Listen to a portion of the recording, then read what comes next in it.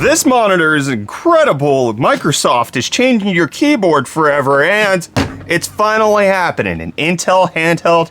I'm so excited. Let's get into the hot news, everybody. It is Friday, January 5th, 2023. And we're going to jump on in talking about some stuff that we're expected to see at CES next week. As a reminder, the UFD tech team, all of us, the US-based ones, are going to be heading over to Vegas tomorrow on Saturday in order to get ready for our CES coverage. So pardon our dust. I'm not sure what the hot news schedule will look like next week. We will have plenty of videos coming out, though, as we cover everything going on at the CES show floor. But LG getting ahead of those announcements by talking about a 480 hertz 1440p QHD OLED gaming monitor that they're going to be showcasing next week. I like this.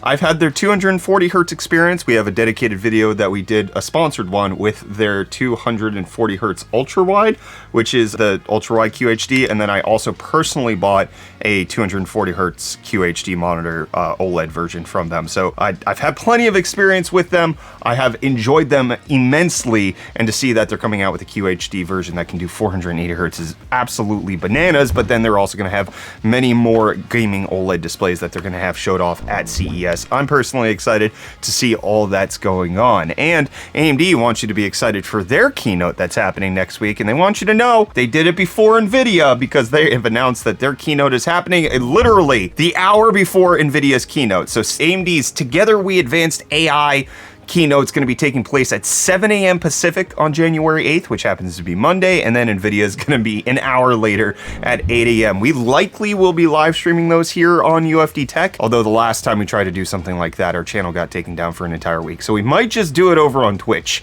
That's going to be something that we'll have to consider and keep an ear out for that. But I hear Reece! This is the deals. No, there's no deals today. That was just a fart in the wind because he's traveling back to good internet. He's going back home. So I'm excited for that to happen. Hopefully we get some good deals from Reece next week. And OpenAI is trying to bring you some good deals in the form of their GPT store, which was allegedly supposed to launch last year, but then it got delayed, and it is essentially just like an app store, but for custom AI bots that you can build for specific tasks, whether that's in things like mathematics or food or business enhancement. Like, you can find different things that the AI can be specifically coded to talk to you about, and then it will do that. Allegedly, it should hallucinate less because it's an expert on that given topic that you're supposed to be getting the GPT for, but this is one of the ways that OpenAI is going to be monetizing ChatGPT in a way that very much revolutionized the smartphone, with the App Store being able to custom code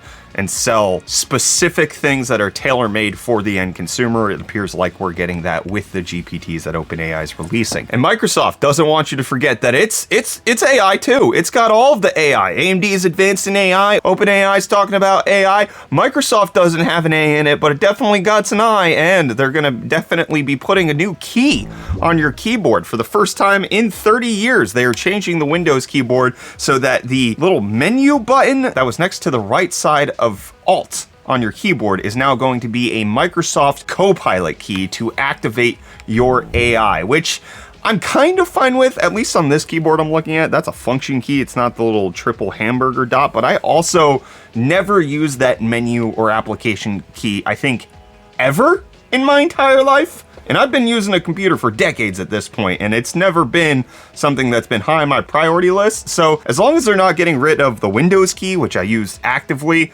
I'm okay with this. I would like them to make it a modifier key too. Like if you hit Copilot plus S, then it I don't know, the AI screams at you or something. That's what I would like to see. Now the placement of this Copilot key is going to vary depending on what laptop manufacturer or keyboard manufacturer you get, but it does appear like this is going to be here to stay, at least for a little bit. Who knows if this is just a flash in the pan, or Microsoft is really going to stick to this and they're not going to retract that. But unfortunately, we got to talk about a business retraction that's happened. Plextor announcing that they are going out of business. They are shutting down. Plextor, famously known for producing things in the realm of CDs and DVDs in the read-write sector, especially since Lighton was the parent company, and Lighton had, I believe it was LightScribe technology, where you could write to the other side of a disk. It was a whole good piece of technology back in the day. They were purchased by an SSD maker, and it doesn't appear like they're gonna survive. So with all of that changing, Plextor is now dead. Press F to pay respects in the comments down below while we celebrate the birth of another sector of amazing technology, and that is the gaming handheld. I, for some reason, have a whole bunch right here. I've got 3. I'm pretty sure we have like 5 more in this office.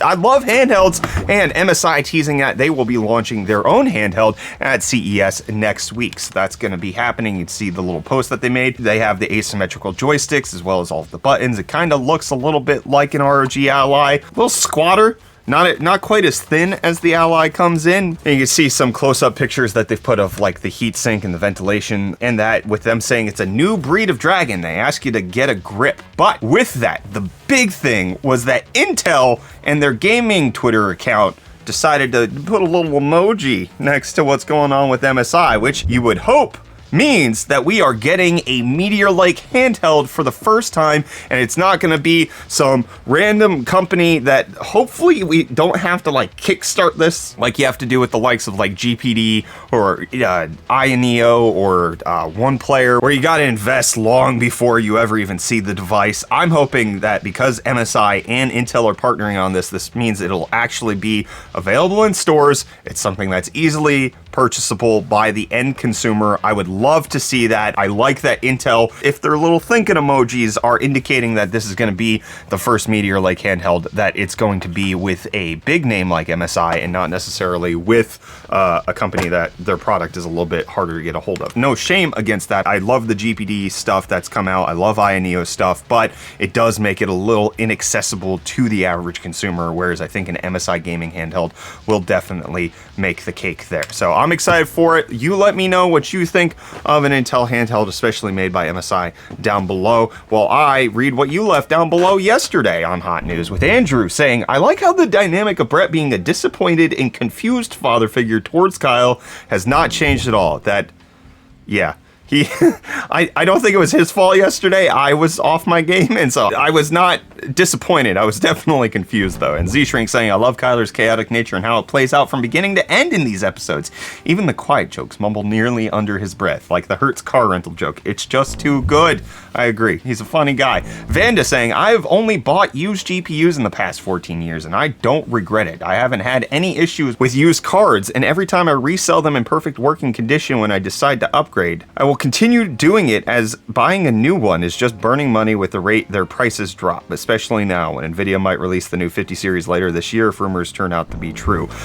Hey, Vanda, no shame against buying used GPUs. I absolutely agree that making sure that you're getting the best bang for your dollar, that getting used typically makes a ton of sense. I do think things like the 50 series might be launching later. It's like, well, then your used GPU is also going to lower in value too. But if you bought the 40 series when it came out, by the time the 50 series comes out, you'll have had it for 2 years, and that's not like an unreasonable time to enjoy a new card when they actually launch. So there's a little bit of like, I absolutely hear you. I support buying used GPUs 100%, but also at the same time, the whole like, there's always something coming around the corner. That's always true, and that does also apply to used GPUs. That 30 series will get a little bit further away from the mark of where game developers are developing for, where the middle of the road pack goes, and then also the price of the 30 series will also decrease. Not as much as a new card would, but it still has a downward pressure effect. Then we got Crackling Ice saying the tariff is already being priced in with GPUs. They just don't want to give up the bonus profits. And while I hear you, and I know that that is actually true, one of the things that I wouldn't put past these GPUs companies is that they know that we've forgotten that, and then they just add another 25% on that, and they claim it's the tariffs. There's nothing they can do about it. Oops, your RTX 4090 is now $2,000, like it already is, but now that's the base price. Sorry, suck it up. You don't like it? What are you gonna do? Nothing. You're just gonna enjoy your GPU and live, laugh, love. Then we got Rame saying, actually, another company did figure out the battery situation, Aptera. They also have the only EV that is equipped with automotive-grade solar panels, which they make themselves along with their battery packs. I'm aware of Aptera. We've been there. We've live streamed a drive with them. I like a lot of what Aptera is doing, but to say that they figured out the battery situation, they have shipped a total of 0 cars. They're in prototyping phase. That's not figuring things out. They have not gotten anything up to scale. They have made 0 cars. They've made prototypes. We got to drive in one. I absolutely love it. I have a $100 pre-order with them because I absolutely want to support them and make sure that if Aptera does come out, I get one of them. I love the vision.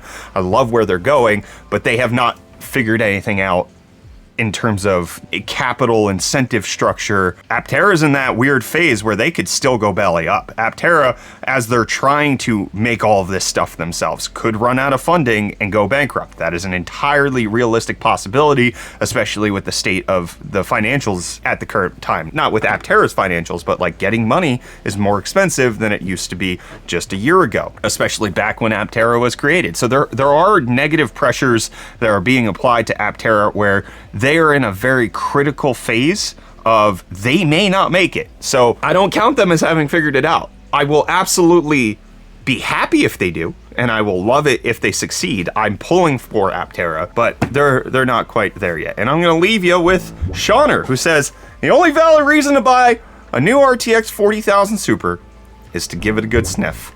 Amen. Thank you, Shauner. Appreciate that. Thank you for allowing me to close out this week. Again, reminder, we do have CES coming up next week. We've got a lot of videos that we have planned with a bunch of different cool tech that's going to be announced next week. We've got a lot of shorts that we're going to be doing. It's going to be a big week for UFD Tech. Also, we should be live streaming a lot of what we're doing over in Vegas. If you want to come check that out over on Twitch, we will have that. A lot of you may be wondering why I'm dressed like this. I have my anniversary date tonight with my wife. It's been 14 years that we've been married, and the restaurant we're going to has a dress code, so I had to spice it up a little bit. Okay, I will see you on maybe Monday. I don't know if there's hot news on Monday. There's definitely a stream of the Nvidia AMD stuff over on Twitch, though. See you there.